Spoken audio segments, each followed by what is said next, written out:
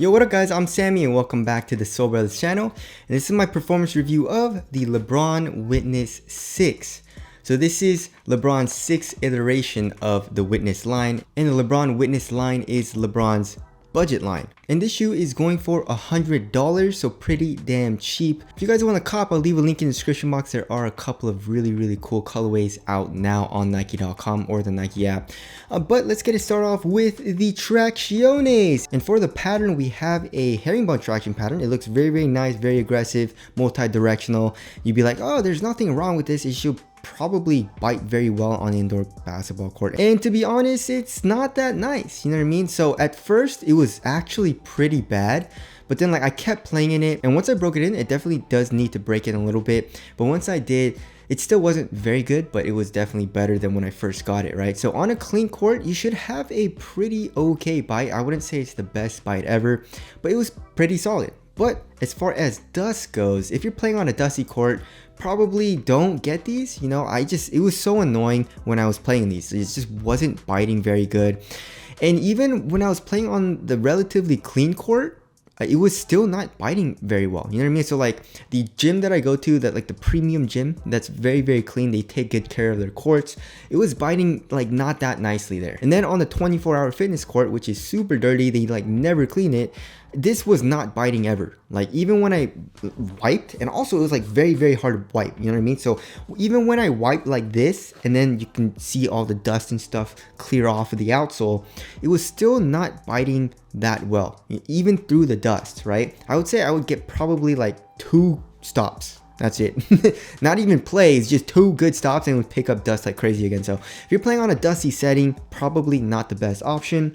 As far as durability goes though, the grooves are very thick, also very deep, and the rubber is pretty hard. So I feel like outdoor use should be good. And also it's a $100 shoe. So if you're playing on outdoor court, you should be fine.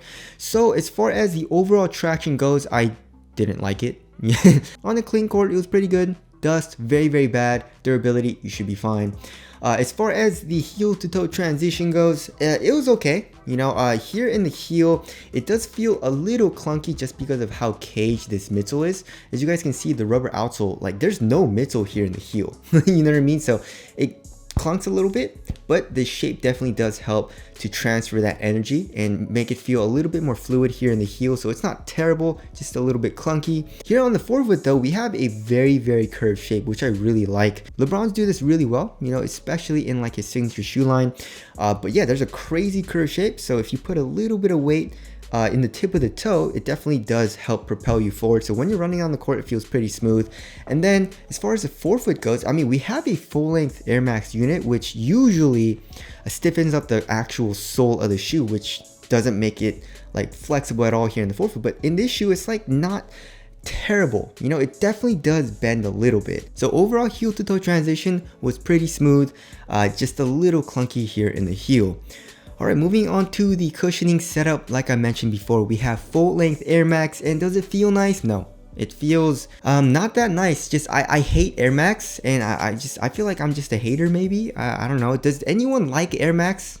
Like, do you guys like Air Max? It looks cool, I'll give it that, you know what I mean? It looks very cool, but the overall practical use of Air Max just isn't great. Just in like any sports, I feel like Air Max just isn't great. It's heavy, you're high up off the ground, impact protection isn't great, especially in this setup. Like in the back of the heel where you want compression, they caged it up, but then like where you don't want compression, which is on the lateral side of the shoe, they didn't cage it up. You know what I mean? And there's a good amount of compression here on the edges. When you're like running, your foot doesn't really dig into anything. You know what I mean? Like there's plastic pillars where your foot is, but then like on the edges is where it kind of like compresses. And like I mentioned, I guess that feels okay, but it's unstable, and you're really never gonna like want to do that either. So as far as impact protection goes, not very nice. There's really no midsole, there's really no compression either, besides on the edges on the lateral side of the shoe. Also, court feel isn't great, there's really no bounce either. Step and comfort is pretty bad. Also, you know, the insole is alright, it's just a regular Ortholine insole, and then you have a stiff struggle board. So cushioning setup is pretty much as bad as you can get. in my opinion. So there's that. I mean, the LeBron Witness 5 was really nice. You had a foam, you had a good amount of compression in the heel, the zoom units in the forefoot, although it was bottom loaded, it gave you a little bit of bounce in the forefoot. So I don't know why they kind of like moved away from that. And also the LeBron Witness, or I guess like budget models, especially in like the Flytrap line or even the Kobe's, they just recycle the midsole for 2 years. So the LeBron Witness 6 has this, so probably the 7 is going to have the same thing, which that's going to suck, you know what I mean? So there's the cushioning setup there. Moving on to the materials, we have a mesh material, and I don't know if you guys can hear. It's kind of flimsy, right? And you can definitely tell that it's a little glued down, but overall, it's a really thin material. You don't really need to break it in either. It feels comfortable on foot. It conforms to your foot as well, like to the movement of your foot when you're walking around in the shoe. As far as the tongue goes, there's minimal padding, and also here in the ankle area, there's pretty minimal padding. So the overall material, although it is cheap, you can't really complain because it's a budget model, but on foot, it feels nice. I like the overall feeling of the materials. Moving on to the fit, I went true to size and it fits me very well. So for length, there is a little bit of space, but I feel like if I went down half a size, it would be too short. So true to size, I feel like should be good for most people. Width, I would say it's around normal to slightly narrow. And then here for the toe box, I would say it's like a little roomy, just a tiny bit of dead space here on top of the toe. I can curl my toes up a little bit, but it wasn't to the point where it was very uncomfortable and I hated the fit. Like for me personally, I like to have a very snug fit here in the toe box, but here in the LeBron Witness 6, it's a little bit roomier than that. So if you want a fit that's a little bit roomier here in the toe box, then this should be a very good option for you. Also, the shoe is pretty damn easy to put on. You know, we have a very high heel tab, which I like a lot. Moving on to support and lockdown. So for lateral containment, I was good to go. You know, here in the forefoot, I thought this was the outsole, but it's actually foam. You know, it's probably just Phylon, but it does come up to act as a sidewall here in the forefoot. I really like that. And then here in the heel, we have the shark fin. It kind of looks like a shark fin, right? And there's LeBron James's logo. It's a pretty hard plastic, and also there is an internal TPU heel counter. So lateral containment, I was good to go. But lateral stability was terrible, guys. Like I mentioned in the first impressions, like it's not a wide shoe. So for example, the Curry 8, right? So this shoe is very laterally stable, right? And people were like, you know, Curry has really crappy ankles. He rolls his ankles a lot. And a lot of his shoes, like at the beginning of his career, were high tops, obviously to protect his ankles, right? So when he, you know, switched to low top shoes, kind of like in the Curry, 5? I guess the 4 is a little bit of a low top because it's like all just a very soft knit on top. But anyways, you don't really need ankle support as much, because if you have a very wide and low base, it's going to decrease the likelihood of you rolling your ankle. That definitely does help, you know what I mean? But of course, I mean, if you do step on someone's foot, then you're going to roll your ankle. Anyways, the LeBron Witness 6, you're high up off the ground because of the Air Max unit, first of all.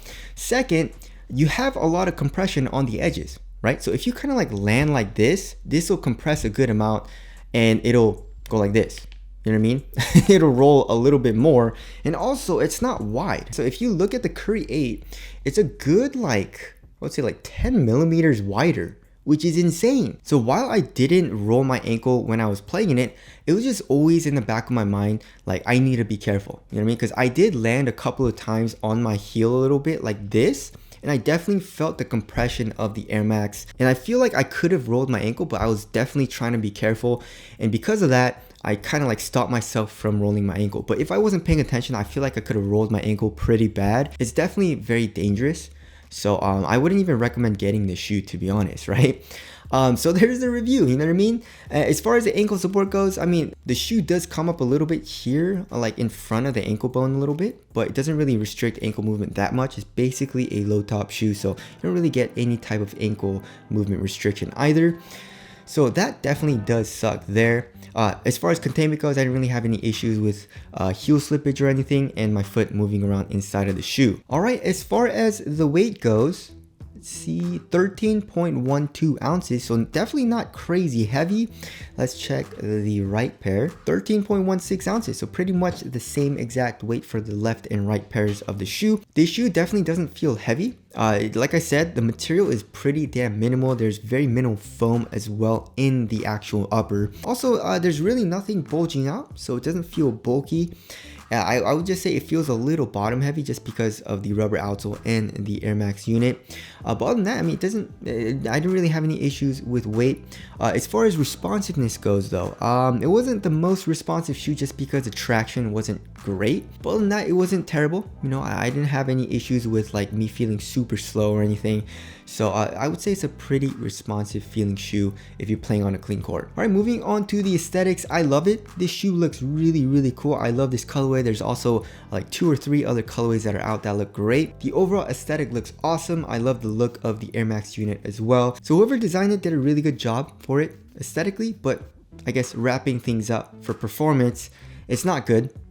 Even for $100, I mean, there's way better options that are a little bit more expensive or also cheaper, right? So there's a lot of problems with this shoe, and I feel like no one should really play in it. You know what I mean? Like the traction, not very good, especially on dust. The cushion also sucks, and also it's unstable. And you just don't want that in the back of your mind when you're playing ball. You don't want to worry about rolling your ankles and being careful, you know what I mean? You just want to play ball. So there definitely is a dangerous aspect about it.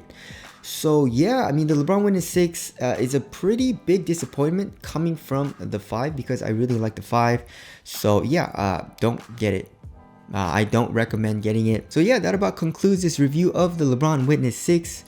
If you guys don't want to listen to me and you guys do want to cop, I'll leave a link in the description box, but I heavily advise against that. But that about wraps it up. Thank you guys for watching, and I'll see you guys in the next one.